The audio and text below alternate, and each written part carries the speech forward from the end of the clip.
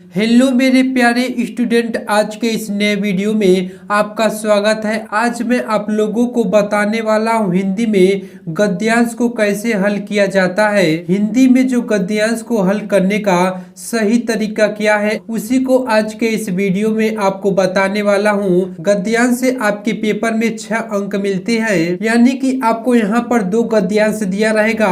आपको इसमें से एक गद्यांश को हल करना रहता है। 6 में 6 नंबर कैसे लेना है पूरे डिटेल में समझाएंगे।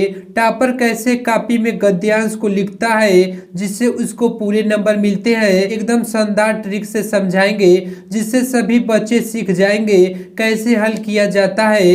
हर साल बोर्ड एग्जाम में पूछा जाता है। यहाँ आप देख सकते हैं कि आपके सामने ओरिजिनल पेपर है, बोर्ड एग्जाम द्वारा पूछा गया। इसमें आपको 3 क्वेश्चन पूछे जाएंगे, इसमें आपको पढ़ना रहेगा और इसी में से आपको आंसर देना रहेगा। यहाँ पर 21 नंबर में पूछता है कि निम्नलिखित गद्यांश पर आधारित दिए गए 3 प्रश्नों के उत्तर दीजिए, यानी कि आपको 3 प्रश्नों के उत्तर इसी गद्यांश में से आपको देना रहेगा। सबसे पहले जो भी गद्यांश दिया रहेगा उसे आप सबसे पहले अच्छे से एक बार पढ़ लेंगे। इसमें मैं आपको अथवा करके जो ख नंबर दिया इसको बताने वाला हूँ। यहाँ पर ख नंबर में पूछा है कि मैं ब्रह्माणी हूँ, मुझे तो अपने धर्म अतिदेव की उपासना का पालन करना चाहिए। आप सबसे पहले गद्यांश को अच्छे से एक बार पढ़ लेंगे। एक बार से ज्यादा आप नहीं पढ़ेंगे क्योंकि आपके पास टाइम नहीं रहता है। परंतु यहाँ नहीं सब विधर्मी दया के पात्र नहीं, परंतु यह दया तो नहीं कर्तव्य करना है। तब मुगल अपनी तलवार लेकर उठ खड़ा हुआ। ममता ने कहा, क्या आश्चर्य है कि तुम भी छल करो ठहरो, छल नहीं तब नहीं स्त्री, जाता हूँ तैमूर का वंशधर स्त्री से छल करेगा, जाता हूँ भाग्य का खेल। सबसे पहले एक बार डिटेल के साथ इसे पढ़ लिया। आप इसी तरह से सबसे पहले डिटेल में आप पढ़ लेंगे। उसके बाद यहाँ पर आपको नीचे 3 क्वेश्चन दिए रहेंगे। सबसे पहला नंबर क्वेश्चन पूछता है कि उपर्युक्त गद्यांश के पाठ और लेखक का नाम लिखना रहता है, ये आपके 2 नंबर के होते हैं। उसके बाद दूसरा पूछता है कि गद्यांश के रेखांकित अंश की व्याख्या कीजिए, ये भी आपके 2 नंबर के होते हैं। तीसरा नंबर क्वेश्चन पूछता है कि छल नहीं तब नहीं स्त्री, जाता हूँ तैमूर का वंशधर स्त्री से छल करेगा, जाता हूँ वाक्य किसने कहा और क्यों का आपको बताना रहेगा इसी गद्यांश में से।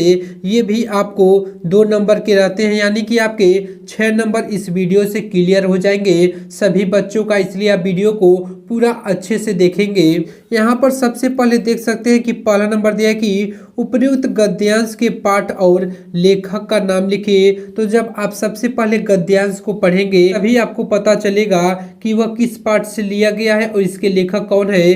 जब यहाँ पर हमने गद्यांश को पढ़ा तो यहाँ पर देखने को मिला ममता ने कहा, इससे आप पता लगा लेंगे कि यह ममता नामक पाठ से लिया गया है।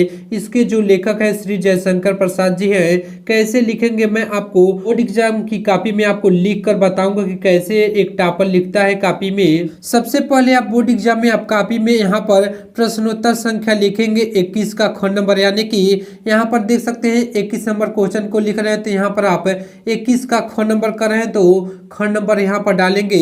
उसके बाद सबसे पहला यहाँ पर आप लिखेंगे ख नंबर डालेंगे। यहाँ पर आप संकेत को लिखेंगे, इसे आप काली पेन से लिखेंगे। संकेत को कैसे लिखा जाता है तो स्टार्टिंग के 2 शब्द लेते हैं गद्यांश का और लास्ट के 2 शब्द लेते हैं। सबसे पहला नंबर क्वेश्चन पूछा था कि उपर्युक्त गद्यांश के पाठ और लेखक का नाम बताइए। तो यहाँ पर आप सबसे पहला नंबर डालेंगे तो आप संदर्भ का हेडिंग डालेंगे। इसमें आप लिखेंगे प्रस्तुत गद्यांश हमारी पाठ्य पुस्तक हिंदी के गद्य में संकलित श्री जयशंकर प्रसाद द्वारा लिखित ममता नामक पाठ से लिया गया है। आप इसी तरह से लिखेंगे जहां पर हमने काली पेन का यूज किया है। हिंदी लेखक का नाम और पाठ के नाम को भी आप काली पेन से लिखेंगे।